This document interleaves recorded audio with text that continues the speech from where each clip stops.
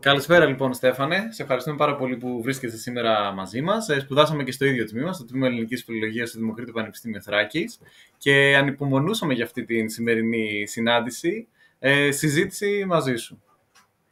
Καλησπέρα και από μένα. Ευχαριστώ πάρα πολύ για την πρόσκληση. Είναι τεράστια χαρά που βρίσκομαι σήμερα εδώ πέρα, έστω και από απόσταση μαζί σας, για να συζητήσουμε για πολλά και διάφορα ενδιαφέροντα θέματα. Βεβαίως, και αυτά δεν είναι άλλα φυσικά από το τελευταίο σου βιβλίο, το «Και γένε το φως», το οποίο εκδόθηκε από τις εκδόσεις Μίνωας το Φεβρουάριο φέτος. Ακολουθεί από τα Αυθερωτά Σανδάλια και την Ημωγή, το τρίτο βιβλίο λοιπόν στη σειρά. Πώς θα σύστηνες τον εαυτό σου πριν μας συστήσουν τους εαυτούς τους ο Δημήτρης και ο Παναγιώτης που είναι σήμερα μαζί μας? Πώς θα σύστηνα τον εαυτό μου? Νομίζω πως θα μπορούσα να πω ότι είμαι ένας λάτρης της ελληνικής γλώσσας και προσπαθώ με κάθε τρόπο να ασχολούμαι μαζί της. Είτε με αυτό σχετίζεται η φιλολογία, την οποία σπούδασα και σπουδάσαμε μαζί, είτε αυτό σχετίζεται με τα βιβλία, με τη λογοτεχνία. Νομίζω πως βρήκα τον τρόπο με τον οποίο θα μείνω για πάντα συνδεδεμένος με τη γλώσσα. Πολύ ωραία. Πράγματι, βλέπουμε πάρα πολλά βιβλία πίσω σου. Μια τεράστια βιβλιοθήκη. Νομίζω ότι έχω αναγνωρίσει το βιβλίο από τα Public για τα Φτερωτά Σανδάλια. Ναι, είναι αυτό εδώ. Ναι. Πολύ ωραία. Και φυσικά, ναι, νομίζω ότι φαίνεται και από το τελευταίο σου μυθιστόρημα, το «Και γένε το φως», φαίνεται και η αγάπη για την ελληνική γλώσσα και για την μυθολογία με την Περσεφόνη και τα υπόλοιπα τα πολύ ωραία που θα συζητήσουμε. Δημήτρη, θα ήθελες να συστήσεις τον εαυτό σου? Είμαι ο Δημήτρης, είμαι 15 και πρόσφατα μετακόμισα από την Ελλάδα πίσω στην Αγγλία μετά από 3 χρόνια. Χαίρομαι πολύ, Δημήτρη. Σε ευχαριστούμε πολύ, Δημήτρη. Παναγιώτη. Γεια σας, είμαι ο Παναγιώτης. Είμαι 17 χρονών και ζω στην Αγγλία εδώ και 8 μπορεί και 10 χρόνια. Πολύ ωραία, πολύ ωραία. Χαίρομαι πολύ, Παναγιώτη. Μπορούμε να ξεκινήσουμε λοιπόν την συζήτησή μας κατευθείαν. Απλά θα ήθελα να έχουμε έναν όρο για τη συζήτησή μας, απαράβατο όρο, να μην αποκαλύψουμε τον χαρακτήρα που κρύβεται πίσω από τον κίτρινο αρκούδο. Γιατί δεν θα ήταν και τόσο σωστό για όσους δεν έχουν διαβάσει ακόμα το μυθιστόρημα να αποκαλύψουμε το χαρακτήρα αυτό. Νομίζω ότι δεν θα είναι το ίδιο απολαυστική ανάγνωση του μυθιστορήματος. Οπότε πάμε κατευθείαν στις ερωτήσεις που έχετε ετοιμάσει για τον Στέφανο και φυσικά στην συζήτηση. Δημήτρη, θέλεις να ξεκινήσεις? Ναι. Ποια ήταν η έμπνευση για το βιβλίο σας με τόσο πολύπλοκο θέμα και που συνδυάζει π.χ. τη δυσκολία με τη σχέση παιδιού και ενηλίκου? Αρχικά θα ήθελα να μου κάνετε μια χάρη να μιλάμε στον ενικό, αν δεν σας πειράζει. Το θέμα του βιβλίου έχει κατά βάση ως κεντρικό άξονα την εφηβεία. Αυτή πρωταγωνιστεί στο βιβλίο και θεώρησα πως ήταν η κατάλληλη στιγμή, με όλα αυτά που παρατηρώ και λόγω της επαγγελματικής μου ιδιότητας, θεώρησα πως είναι η στιγμή που πρέπει να μιλήσω για αυτό. Πρέπει να μιλήσω για την αδιαφορία που πολλές φορές υφίστανται οι άνθρωποι σε αυτή την ηλικία, στην εφηβεία κατά βάση, αλλά και στην προεφηβεία. Ξέρετε, κάπως οι άνθρωποι έχουμε ξεχάσει να επικοινωνούμε. Δεν ξέρουμε τι πάει να πει διάλογος. Περιμένουμε μόνο να τελειώσει ο συνομιλητής μας για να μιλήσουμε. Εμείς δεν ακούμε. Οπότε δεν συμβαίνει διάλογος, δεν συμβαίνει συζήτηση. Και γι' αυτό αποφάσισα να γράψω το «Και γένε το φως», για να θίξω στην ουσία την αδιαφορία που υφίστανται οι έφηβοι και το πού μπορεί αυτή να οδηγήσει. Τις συνέπειες, τις θλιβερές πολλές φορές που μπορεί να έχει αυτή η αδιαφορία. Θα το καταλάβατε και εσείς, φαντάζομαι, μέσα από την ανάγνωση του βιβλίου. Πολύ ωραία. Παναγιώτη. Ναι, η πρώτη μου ερώτηση ήταν αν υπάρχουν κάποια μέρη από το βιβλίο που είναι βασισμένα σε πραγματικά γεγονότα. Σαν για παράδειγμα, μήπως υπήρχε μια δολοφονία ενός παιδιού. Όχι το... Ξέρατε, μήπως. Όχι, όχι, αυτό είναι εντελώς μυθοπλαστικό. Ευτυχώς δεν ανταποκρίνεται στην πραγματικότητα. Στην πραγματικότητα εννοώ ότι εγώ δεν γνωρίζω κάτι τέτοιο. Δυστυχή γεγονότα τέτοιου είδους δυστυχώς συμβαίνουν. Το ρεαλιστικό κομμάτι του βιβλίου είναι ο τόπος δράσης, που είναι η πόλη της Κομοτηνής, στην οποία και σπούδασα και αποφάσισα να την εντάξω στο βιβλίο ως πρωταγωνίστρια, γιατί ήθελα να της αποδώσω έτσι να της αποτίσω έναν φόρο τιμής, γιατί ήταν μια πόλη που αγάπησα πάρα πολύ όταν σπούδαζα εκεί και θέλησα να την εντάξω στο βιβλίο. Οπότε το μόνο ρεαλιστικό κομμάτι που ανταποκρίνεται στην πραγματικότητα είναι οι δρόμοι της Κομοτηνής, διάφορα σημεία της Κομοτηνής, οι οδοί, αυτά. Πράγματι αναφέρεις την παλιά Βρυτανία, τη Βενιζέλου, πραγματικά πολύ ωραίες εμπειρίες σε όλο αυτό το... Σου ξύπνησε αναμνήσεις αυτό, θυμήθηκες... Ήτανε σαν να μην πέρασε μια μέρα βασικά όσο διάβαζα το βιβλίο, σαν να ήμουν ξανά χρόνια πριν στην Κομοτηνή φοιτητής. Δημήτρη. Θίγει το βιβλίο για διαφορετικά θέματα, απομάκρυνση από φίλους και μετακόμιση και βρίσκοντας νέους φίλους σε αυτά τα μέρη. Έχεις περάσει προσωπικά κάποια εμπειρία σχετιζόμενη με αυτά? Την απομάκρυνση εννοείς από κάποιον φίλο, για παράδειγμα? Ναι. Όχι, βασικά όλοι νομίζω ότι έχουμε περάσει μια απομάκρυνση, φαντάζομαι, από φίλους, από αγαπημένα πρόσωπα, ωστόσο δεν είχε συμβεί με τον βίαιο τρόπο που γίνεται στο βιβλίο, γιατί υπάρχει μια βιαιότητα σε αυτό, γιατί, εντάξει, αυτό μπορούμε να το πούμε τώρα, δεν κάνουμε spoiler, που παίρνει ο πατέρας, για παράδειγμα, ο Ηλίας, που είναι ο πατέρας στην ιστορία, που παίρνει τον έφηβο γιο του και φεύγουν στην Κομοτηνή από τη Θεσσαλονίκη, κάπως βλέπουμε πως δεν υπάρχει πολύ δημοκρατικότητα στην απόφαση αυτή. Δηλαδή δεν ρωτάτε το παιδί, απλώς αναγκάζεται να φύγει. Οπότε όχι, με τέτοια βιαιότητα δεν το έχω νιώσει. Ωστόσο, θυμάμαι όταν ήμουν σε ηλικία 8 ετών, μετακομίσαμε με την οικογένειά μου από την Νεάπολη, στην οποία ζούσαμε, στον Εύωσμο, στη Θεσσαλονίκη. Κατάγομαι από τη Θεσσαλονίκη, ορίστε, ξέχασα να το πω στην αρχή που μου είπε ο Ηρακλή να παρουσιαστώ. Δεν θυμήθηκα μόνο την αγάπη για τη γλώσσα. Λοιπόν, οπότε αυτό θα μπορούσα να πω πως ήταν μια μικρή απομάκρυνση, γιατί ξέρετε, τα χρόνια τότε, τα παλιά χρόνια, την δεκαετία εκεί που ήταν 2000, τότε πότε μετακομίσαμε, 2001, ήταν τότε που είχε μπει το ευρώ, δεν θυμάμαι πότε ήταν, δεν είχαμε ούτε μέσα κοινωνικής δικτύωσης, ούτε σελίδες τις οποίες θα μπορούσαμε να επικοινωνούμε, ούτε τηλέφωνα, κινητά εννοώ, σε αυτή την ηλικία, οπότε κάπως χανόσουν από αυτούς τους ανθρώπους με τους οποίους ήσουν συμμαθητής. Και αν και η καθημερινότητα ξέρετε καλά πως είναι, σε τραβάει και πολλές φορές χάνεσαι, δεν προλαβαίνεις, ειδικά όταν είσαι 8 χρονών, που έχεις τόσες υποχρεώσεις σαν παιδί, χάνεσαι με τους ανθρώπους. Ευτυχώς λίγα χρόνια μετά βρεθήκαμε όταν ανακαλύφθηκε το Facebook, ήρθαμε σε επαφή με τους περισσότερους, οπότε κάναμε ένα μικρό reunion. Μπορεί να έχεις παραλείψει από την εισαγωγή σου, Στέφανη, να μιλήσεις για την Θεσσαλονίκη, να αναφερθείς στη Θεσσαλονίκη, αλλά έτσι ξεκινάει και το βιογραφικό σου. Λέει: ο Στέφανος γεννήθηκε στη Θεσσαλονίκη, όπου και ζει. Επομένως, είναι εκεί η πληροφορία. Παναγιώτη. Αυτό δεν είναι spoiler, αλλά μπορεί να είναι, δεν ξέρω. Αλλά η ζωή, που είναι ένας χαρακτήρας στο βιβλίο, έχει λίγο ηρωνικό όνομα. Ηρωνικό όνομα. Γενικότερα κάθε χαρακτήρας του βιβλίου έχει συγκεκριμένο λόγο που λέγεται έτσι. Δεν είναι μόνο η ζωή. Στον καθένα έχω δώσει για κάποιον λόγο το συγκεκριμένο όνομα που έχει. Οπότε νομίζω η απάντηση είναι ναι, αλλά για όλους τους ήρωες, όχι μονάχα για τη ζωή, η οποία πιθανόν να σου έκανε εντύπωση για κάποιο λόγο. Ωραία. Δημήτρη. Στο βιβλίο η μητέρα του παιδιού έχει φύγει από τη ζωή και αυτό το παιδί το δείχνει έντονα τα συναισθήματά του στην καθημερινότητά του και τα λοιπά όσο περνάει. Εσύ προσωπικά έχεις νιώσει κάποια τέτοια συναισθήματα που σε έμπνευσαν? Όχι, δεν έχω νιώσει, δεν έχω βιώσει κάποιο παρόμοιο συναίσθημα, ούτε με τους γονείς μου, με τους οποίους είμαι δεμένος και είμαι μαζί στη ζωή, αλλά γενικότερα δεν ανταποκρίνεται πολύ κάθε βιβλίο που γράφω, όπως και το «Και γέννη το φως» που είναι το τελευταίο και είναι η αφορμή που βρισκόμαστε σήμερα.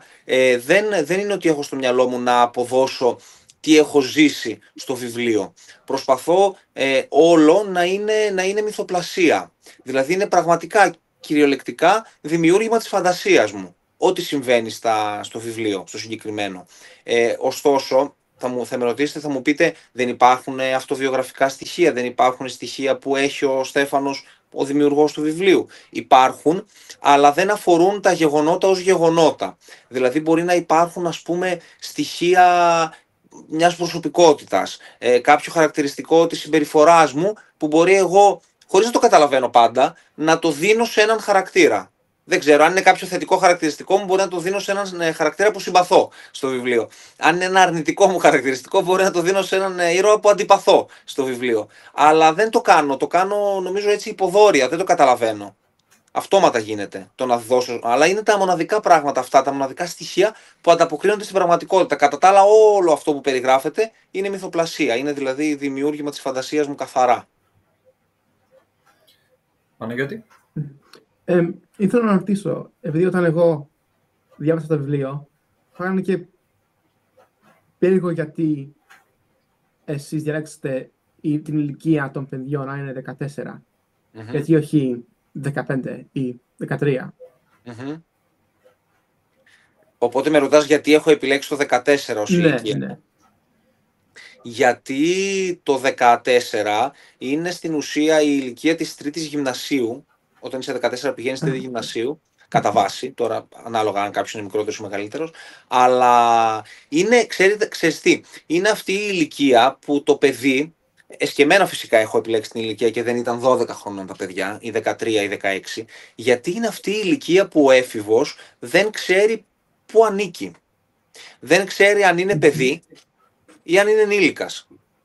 Δηλαδή, έχει χαρακτηριστικά τα οποία θυμίζουν παιδί και έχει και χαρακτηριστικά στη συμπεριφορά του, εννοώ πάντα, τα οποία θυμίζουν ενήλικα. Για παράδειγμα, στην ηλικία των 14 ετών μπορεί κάλλιστα να ερωτευτεί έναν άνθρωπο, ο έφηβος ή η έφηβη, έτσι. Σε πιο μικρή ηλικία δεν είναι τόσο σύνηθες αυτό. Θα λέγαμε ότι είναι ένα χαρακτηριστικό που ως επιτοπλίστων πηγαίνει προς την ενήλικη ζωή, για παράδειγμα. Ωστόσο υπάρχουν συμπεριφορές που μπορεί να είναι παιδικές, να είναι παιδιάστικες. Είναι μια μεταβατική περίοδος η ηλικία των 14. Δεν ξέρεις τι είσαι. Αν είσαι παιδί ή αν είσαι ενήλικας. Είναι ένας συνδυασμός. Και θεωρώ ότι είναι πολύ δύσκολη περίοδος χρονική στη ζωή αυτή ενός ανθρώπου. Πολύ. Οπότε ήθελα να θίξω το συγκεκριμένο κομμάτι. Δεν ξέρω αν θα διέφερε σε κάτι αν το έκανα στα 13 ή στα 15. Πιθανόν όχι. Αλλά έτσι το έλαβα, έτσι το εξέλαβα εγώ. Το συνέλαβα μάλλον έτσι στο μυαλό μου και γι' αυτό και το αποτύπωσα έτσι, το έδωσα έτσι. Δεν ήταν τυχαίος αριθμός. Όχι, δεν ήταν τυχαίος. Μάλιστα κάποια στιγμή πέρασε από το μυαλό μου πολύ γρήγορα και μετά έφυγε να ονομάσω το βιβλίο 14. Μόνο αυτό, ένα νούμερο. Όχι «Και γέννη το φως». Ξέρεις, είναι όταν σκέφτεσαι τίτλους, έχεις πολλά στο μυαλό σου για το τι θα μπορούσε να ταιριάζει περισσότερο, τι θα ήταν έτσι πιο δόκιμο.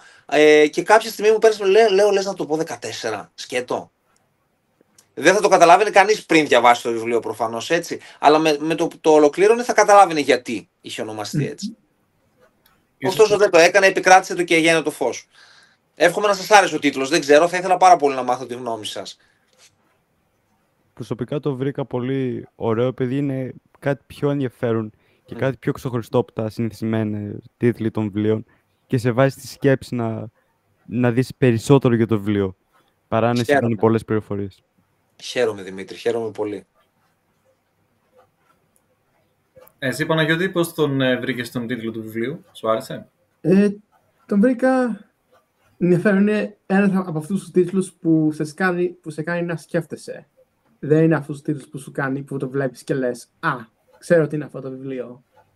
Αυτό το βιβλίο ήταν ένα που τον είδα, διάβασα τον τίτλο και έλεγα τι μπορεί να είναι αυτό το βιβλίο. Ναι. Η αλήθεια είναι ότι θέλω στα βιβλία μου γενικά να έχω τίτλους που ο αναγνώστης και η αναγνώστρια δεν καταλαβαίνει ποιο είναι το περιεχόμενο. Δηλαδή, αν κρίνουμε και από τα προηγούμενα, η Ημωγή. Καλά, στην Ημωγή είχαμε θέμα. Εδώ στην Ελλάδα και στην Κύπρο δεν ήξερε κανένας τη λέξη. αν με ρωτάτε, το είχα στο μυαλό μου κι εγώ έτσι, ότι κι εγώ δεν θα την ήξερα αν δεν ήμουν φιλόλογος. Έτσι, λόγω της δουλειάς μου την γνώριζα. Δεν είναι ότι είναι μια λέξη που χρησιμοποιώ καθημερινά. Η ημωγή λοιπόν που σημαίνει κραυγή, είναι αυτός ο σπαραγμός, ο θρήνος. Μου έδωσε το κίνητρο να γράψω αυτό το βιβλίο και να πω ότι έτσι θα ονομαστεί και θα μάθουμε όλοι τι σημαίνει αυτή η λέξη. Είμαι πολύ περήφανος και για εκείνον τον τίτλο. Μου άρεσε πολύ. Δηλαδή, χάρηκα πολύ όταν ο κόσμος ερχόταν, γιατί φοβήθηκα στην αρχή μήπως ήταν αποτρεπτικός παράγοντας από το να το διαβάσουν το βιβλίο. Ωστόσο, είδα ότι έρχονταν και μου λέγανε τι σημαίνει ημωγή, τι είναι αυτή η ημωγή. Το έπιαναν στα χέρια τους, το έβλεπαν, το μελετούσαν, έβλεπαν το οπισθόφυλλο. Οπότε λέω, θα συνεχίσουμε έτσι με τους τίτλους. Τα φτερωτά σανδάλια, που πάλι δεν καταλαβαίνεις, λες τι είναι τώρα τα φτερωτά σανδάλια, είναι μυθολογία, είναι στο τώρα, η ημωγή και το και έγινε το φως. Και θα ήθελα μακάρι να μπορέσω να συνεχίσω και έτσι και στα επόμενα. Ο χρόνος γραφής περίπου είναι 2 χρόνια περίπου. Πόσο καιρό γράφω. Ναι, το 21 εκδόθηκε τα φτερωτά σανδάλια, το 22 απέσπασε το βραβείο ελληνικής εφηβικής λογοτεχνίας από τα Public και το 24 έβγαλες την ημωγή. Το 25 έβγαλες το και γίνεται το φως. Επομένως, περίπου τόσο είναι. Κάνω έναν χρόνο να γράψω το κάθε μου βιβλίο. Απλώς ίσως ενδιαφέρει, ξέρεις, μπορεί να εκδίδεται το βιβλίο τον Φεβρουάριο φερειπίν, αλλά αυτό το βιβλίο έχει γραφτεί πολλούς μήνες πριν. Οπότε εγώ μπορεί όταν εκδόθηκε η ημωγή, εγώ ήδη ήμουν στα μισά του και έγινε το φως. Πήγαινε δηλαδή έτσι. Απλώς στο κοινό φαίνεται διαφορετικό, γιατί περνάνε οι μήνες, περνάει ο χρόνος και το βλέπουν μετά ότι εκδίδεται. Αλλά περίπου έναν χρόνο μου παίρνει. Εκεί 10 με 12 μήνες. Πολύ ωραία. Δημήτρη. Έχεις γράψει και άλλα βιβλία που πιστεύεις δεν ήταν αρκετά καλά να εκδοθούν, όμως τώρα μήπως τα ξανασκέφτεσαι και βλέπεις πως μπορεί να είναι άξια αν έχουν κάποιες μικρές διαφορές? Πολύ ωραία η ερώτησή σου, Δημήτρη. Η αλήθεια, τα βιβλία που έχουν εκδοθεί είναι μόνο αυτά τα 3 και έχει εκδοθεί και ένα διήγημά μου σε έναν συλλογικό τόμο αστυνομικής φύσης. Τώρα έχω γράψει, μετά τα φτερωτά σανδάλια είχα γράψει ένα βιβλίο το οποίο δεν μου άρεσε καθόλου και δεν το έστειλα. Δεν το εξέδωσα. Ξέρετε τι, δεν θέλω να είμαι από αυτούς τους συγγραφείς που θα γράφω ένα βιβλίο απλά για να το γράφω. Θέλω να γράφω ένα βιβλίο που θα αξίζει ο αναγνώστης να το αγοράσει, να το διαβάσει και να πει άξιζε που το πήρα. Γιατί ας μην ξεχνάμε ότι και τα βιβλία έχουν ένα κόστος, έτσι. Και ζούμε σε εποχές αρκετά δύσκολες, που μπορεί οι άνθρωποι να μην μπορούν να διαθέσουν εύκολα χρήματα πολύ συχνά. Βιβλία βγαίνουν κάθε εβδομάδα καινούρια. Οπότε όταν εγώ θεωρώ ότι κάτι δεν είναι κατάλληλο, κάτι δεν με ικανοποιεί εμένα ως δημιουργό, δεν θα το στείλω σε έκδοση. Οπότε αυτό που με ρώτησες προηγουμένως, είχα ένα βιβλίο, το οποίο όμως επειδή ένιωσα ότι δεν είχε τίποτα να δώσει, το διέγραψα. Δεν υπάρχει καν. Οπότε δεν υπάρχει κάτι που να μην έχει εκδοθεί, αλλά να είναι έτοιμο. Αν αυτό με ρωτάς στην ουσία. Θα ήθελε, Στέφανε, να μας πεις λίγα περισσότερα πράγματα για το βιβλίο, γιατί δεν σου άρεσε, τι θέμα διαπραγματευόταν και αν θα ήθελες να το δεις ξανά το περιεχόμενό του για να ξαναγράψεις, ενδεχομένως κάποια σημεία να κρατήσεις την κεντρική ιδέα και να το προσπαθήσεις να το εκδώσεις στο μέλλον.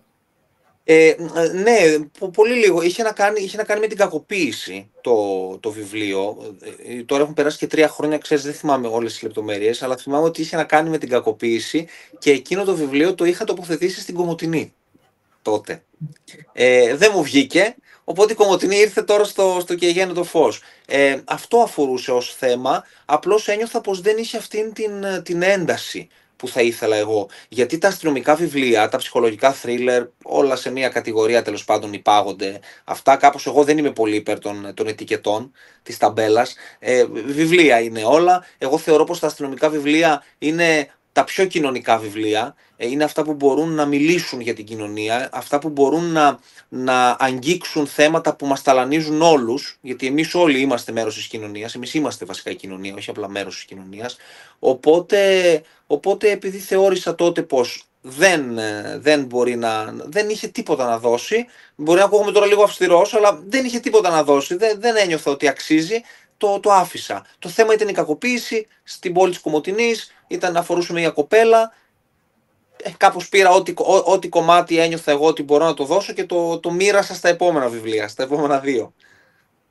Ωραία, σας ευχαριστούμε. Παναγιώτη. Ήθελα να ρωτήσω, πώς σου ήρθε η ιδέα να γράψεις 2 διαφορετικούς τρόπους γραφής στο βιβλίο?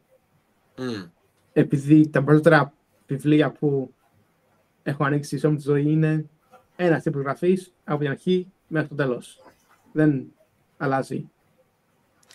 Ξέρεις τι, Παναγιώτη, νιώθω ότι, χωρίς να σημαίνει ότι δεν θα το κάνω στο μέλλον, στην δεδομένη φάση που βρίσκομαι, νιώθω ότι αυτό με εκφράζει περισσότερο. Έχω ένα συγκεκριμένο μοτίβο στη γραφή μου και στην ημωγή στο προηγούμενο βιβλίο, αυτός ήταν ο τρόπος με τον οποίο έγραφα. Μου αρέσει η πολυπρόσωπη αφήγηση.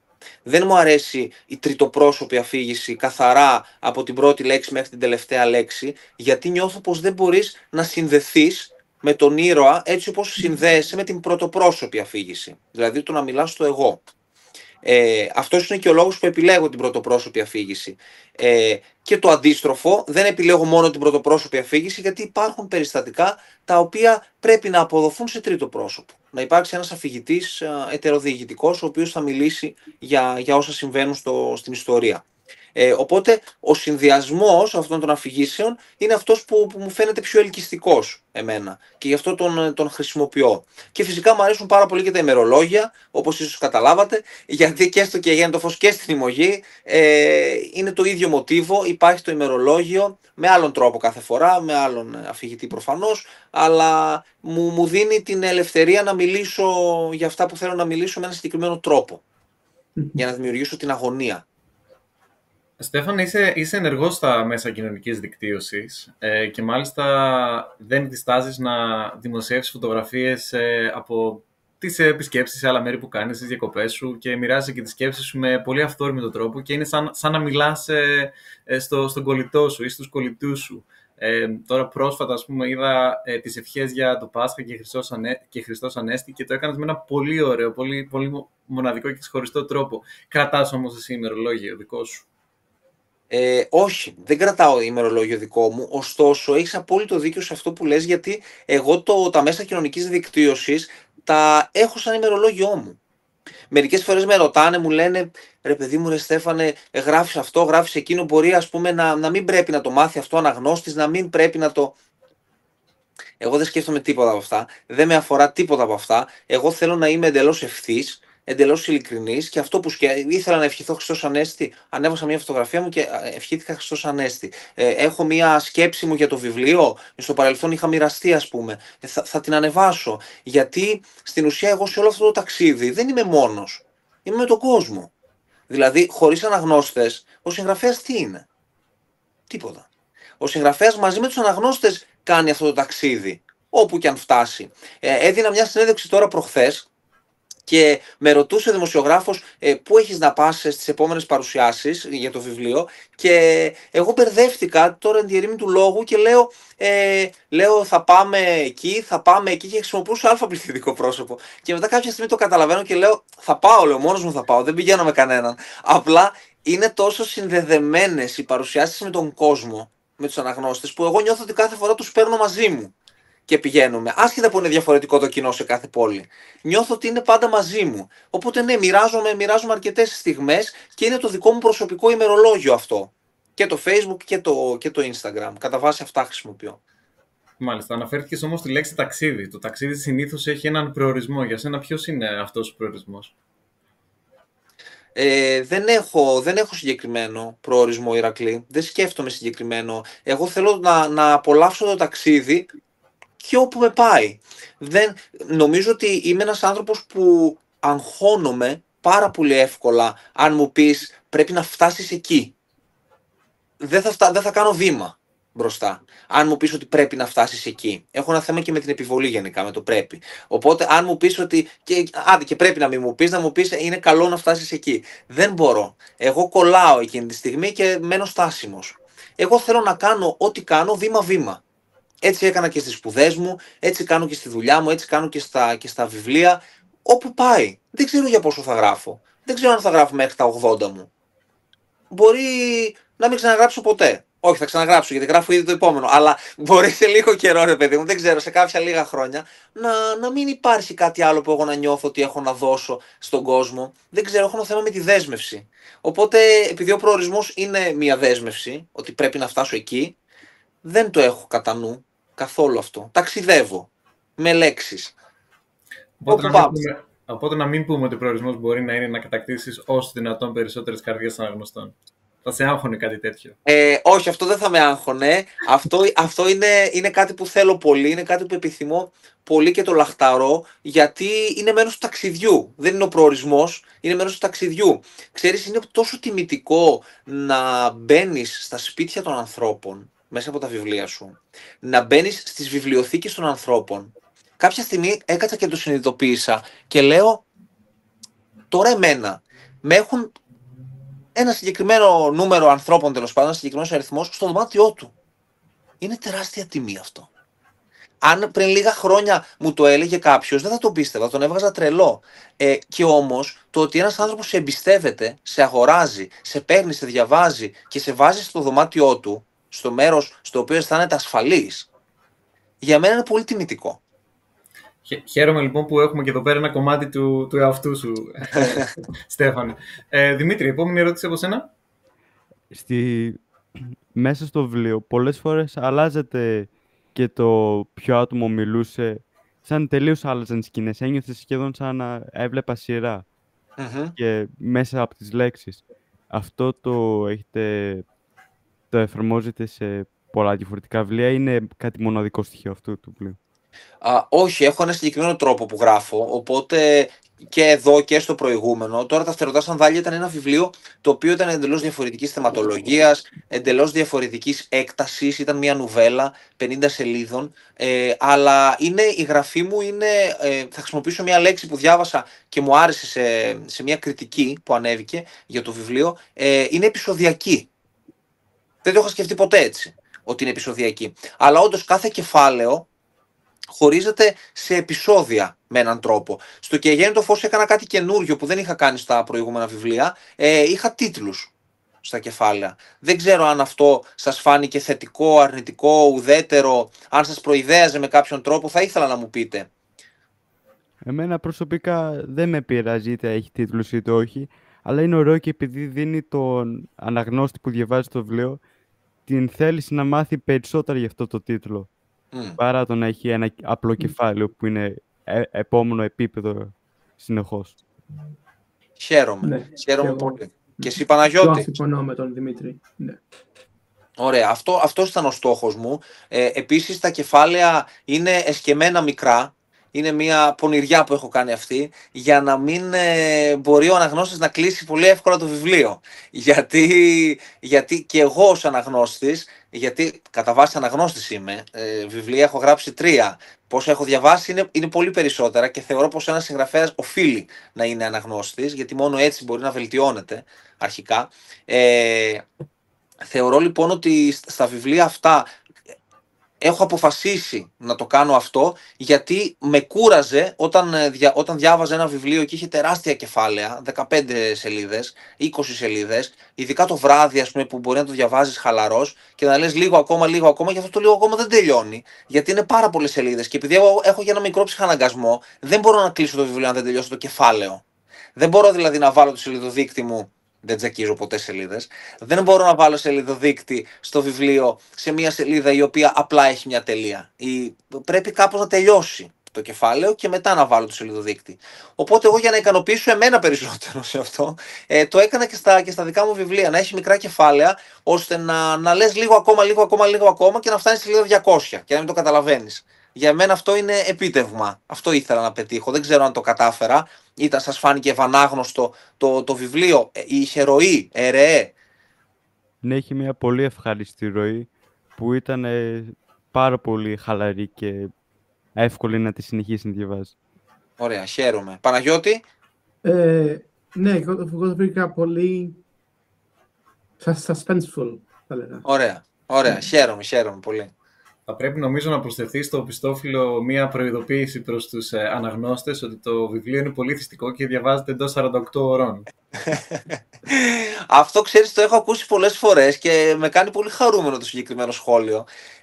Το λιγότερο από 48 ώρες, κάπως είναι λες και στην αρχή όταν πρώτο βγήκε το βιβλίο, την πρώτη εβδομάδα, έπαιρνα πανωτά μηνύματα. Και λέω, παιδί μου, όλοι προλάβατε και το διαβάσατε. Πότε προλάβατε? Και όλοι μου λέγανε αυτό, ότι δεν μπορείς να το διαβάσεις λιγότερο από 48 ώρες. Θες να δεις τι έγινε. Θες να το προχωρήσεις. Οπότε είμαι ευγνώμων εγώ γι' αυτό. Είναι πραγματικά αιτιστικό. Ο Δημήτρης αναφέρθηκε στην σειρά. Παρουσίασε το βιβλίο σαν να βλέπεις μία σειρά. Και εσύ συνέδεσες το βιβλίο σου με μία τηλεοπτική σειρά, με το Adolescence που έγινε χαμός στο Netflix όταν κυκλοφόρησε, με την εφηβεία. Νομίζω εφηβεία είναι στο ελληνικό Netflix. Ναι. Γιατί το έκανες αυτό? Θα σου πω ότι δεν το έκανα εγώ αυτό. Αυτό το έκανε ο κόσμος. Κάποια στιγμή, εγώ δεν την είχα δει τη σειρά. Δεν την ήξερα. Και μπαίνοντας στο TikTok, βλέποντας, είχαν κάποια προφίλ ανεβάσει βίντεο στα οποία μιλούσαν για το καιγένετο φως και για την εφηβεία, για το adolescence.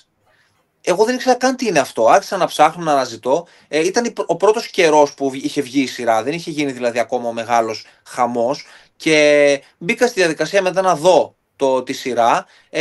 Δεν είναι ότι δεν έχουν μια Ποια είναι η ομοιότητα? Είναι το ότι ο άξονας είναι η εφηβεία. Κατά τα άλλα δεν θα έλεγα ότι είναι ίδια. Υπήρξαν αναγνώστες που μου είπαν ήταν ίδια. Δεν είδα να είναι ίδια. Είδα απλώς πως στο κέντρο τίθεται ο έφηβος, η αδιαφορία των γονέων, που πολλές φορές μπορεί να νομίζουμε ότι έχουμε μια χαρά καλή σχέση με το παιδί μας, αλλά στην τελική να μην ισχύει αυτό, και το πού μπορεί να οδηγήσει αυτό. Αυτοί ήταν οι κεντρικοί άξονες. Αυτό. Θέλω να πω ότι το καιγένετο φως το έγραψα 1,5 χρόνο πριν. Θέλω να το ξεκαθαρίσω αυτό. δεν υπήρξε επιρροή, γιατί με ρώτησε κάποια στιγμή μια αναγνώστρια σε μια παρουσίαση, είδατε το Adolescence και λέω πότε να προλάβω να το δω, να το γράψω στο βιβλίο, να εκδοθεί. Δεν γινόταν, ήταν πολύ σύντομο το χρονικό διάστημα, ήταν μέρες, εβδομάδες. Εκτός αν ήξερες τους παραγωγούς. Επομένως, είναι αυτό που μας είπες πριν για τα βιβλία σου, ότι στα μάτια των αναγνωστών βγαίνουν κάθε 2-3 χρόνια, αλλά στα δικά σου μάτια κάθε χρόνο βγάζεις και ένα βιβλίο. Αν ήξερα τους παραγωγούς του Ηρακλή, θα είχα εκδώσει, θα είχα γράψει το Adolescence εγώ και θα είχα βγάλει εγώ στο Netflix. Καταπληκτικό. Παναγιώτη, έχεις κάποια άλλη ερώτηση? Ναι, ήθελα άλλη μία έχω βασικά. Η αστυνομία στο βιβλίο, σαν ήτανε, δεν θέλω να κάνω μεγάλα spoilers, αλλά... Όχι, να μην κάνουμε, προσοχή, παρακαλώ. Ναι, χρησιμοποιήσανε βοήθεια ενός κάποιου άλλου, εκτός από την αστυνομία, για να βρούνε τον δολοφόνο, ναι. Τον δολοφόνο. Γι' αυτό ήθελα να ρωτήσω, σαν νομίζεις ότι η αστυνομία δεν μπορεί να βρει τους εγκληματίες από μόνη της ή θέλει βοήθεια? Κατάλαβα. Και αυτό είναι και στην πραγματικότητα? Και στην πραγματικότητα η ελληνική αστυνομία έχει ανθρώπους να τους βοηθάνε, είτε αυτοί είναι οι δήμονες, ειδικοί δηλαδή πάνω σε κάποιο θέμα, είτε συζητώντας και μόνο μεταξύ τους, πέραν των ανθρώπων που ανήκουν στο σώμα. Στο βιβλίο αυτό εξυπηρετούσε την πλοκή, μπορεί να συμβεί στην πραγματικότητα, και σε αυτό το σημείο ξέρεις τι θέλω να σου ξεκαθαρίσω, Παναγιώτη, το ότι είναι μια υπόθεση η οποία αφορά μια επαρχιακή πόλη, όπου δεν υπάρχουν πάρα πολλές δυνατότητες, δεν είναι, ας πούμε, Αθήνα, που είναι η πρωτεύουσα και υπάρχουν πάρα πολλοί άνθρωποι που μπορούν να βοηθήσουν, και αν θυμάσαι στο βιβλίο, δεν θα προδώσουμε τίποτα, θα το πω έτσι, θα καταλάβεις εσύ επειδή το έχεις διαβάσει, στο σημείο που συμβαίνει αυτό που συμβαίνει, βρίσκονται σε ένα αδιέξοδο που δεν έχουν χρόνο. Οπότε αυτόματα εκείνη την ώρα σκέφτονται, αυτός ο άνθρωπος μπορεί να μας βοηθήσει, ας τον πάρουμε να μας βοηθήσει. Έτσι γίνεται. Γι' αυτό γίνεται. Αν είχαν χρόνο, φαντάζομαι πως δεν θα συνέβαινε αυτό. Θα εμπιστεύονταν έναν άνθρωπο του σώματος, θα καλούσαν κάποιον. Γι' αυτό εσύ νομίζεις ότι η αστυνομία μπορεί να τα κάνει όλα μόνα της? Δεν μπορώ να το γνωρίζω αυτό, γιατί δεν είμαι εγώ ο υπεύθυνος για να το ξέρω. Εγώ έχω εμπιστοσύνη στην ελληνική αστυνομία, ωστόσο άνθρωποι είναι και αυτοί και μπορούν να γίνουν λάθη προφανώς, έτσι. Κάθε βοήθεια είναι δεκτή, νομίζω. Ο λόγος που το ρωτούσα αυτό ήταν μήπως εσείς είχατε μία εμπειρία στο παρελθόν όταν πήγα στην αστυνομία και δεν έκανε όσα πράγματα ήθελες να κάνει? Όχι, δεν είχα κάποια ανάλογη εμπειρία. Δεν έχω επισκεφθεί και πολλές φορές στην αστυνομία.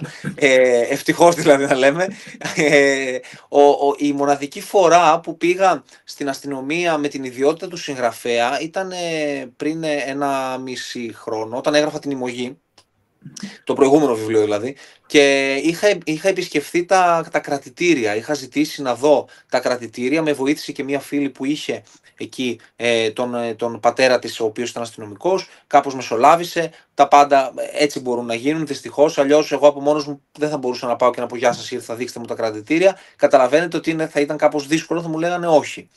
Οπότε στάθηκε πάρα πολύ βοηθητική η αστυνομία τότε, εδώ στη Θεσσαλονίκη, που πήγα στο αστυνομικό μέγαρο για να δω τα κρατητήρια, να δω τις συνθήκες, γιατί ήθελα να αποδώσω στο βιβλίο την ιστορία, γιατί υπάρχουν κάποια κεφάλαια τα οποία διαδραματίζονται στα κρατητήρια και ήθελα να είναι ρεαλιστικά, δεν ήθελα απλά να είναι κάτι που έβγαλα από το μυαλό μου.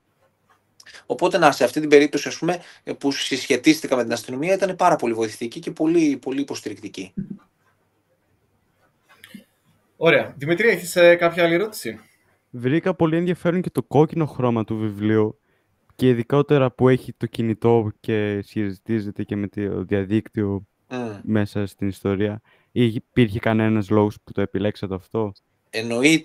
Εννοείται. Και χαίρομαι που μου το λες το χρώμα ότι σου άρεσε, γιατί ήταν δική μου πρόταση το χρώμα. Ενώ όλο το υπόλοιπο εξώφυλλο κατά βάση είναι δημιουργία του Ιάκωβου του Ψαρίδη, που είναι ο υπεύθυνος των εξωφύλλων στις εκδόσεις Μίνωας, ο οποίος ο άνθρωπος κάνει εξαιρετικά εξώφυλλα. Εγώ προσωπικά είμαι πάντα εντυπωσιασμένος από τα εξώφυλλά του.